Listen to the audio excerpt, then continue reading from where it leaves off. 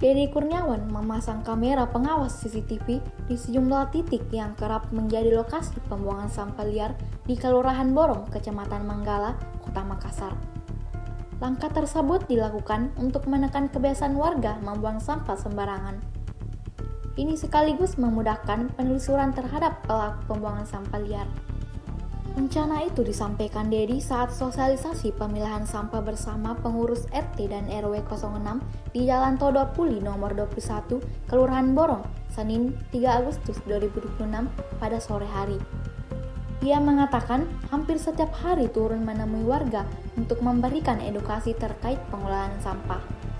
Usai menyelesaikan aktivitas di kantor Kelurahan Borong, ia menyempatkan diri mendatangi lokasi sosialisasi. Kantor Kelurahan Borong di Jalan Todo Puli 6 nomor 25 berjarak sekitar 700 meter dari lokasi kegiatan. Kami menjawab keresahan warga terkait pemilahan sampah.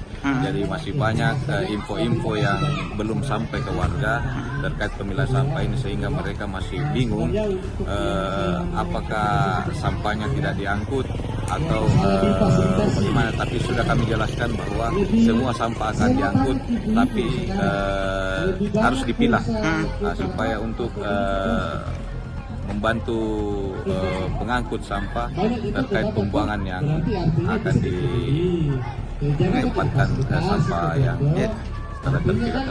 tadi juga Pak Lurah singgung bahwa masih ada sampah liar di wilayah Borong ini. Itu maksudnya bagaimana?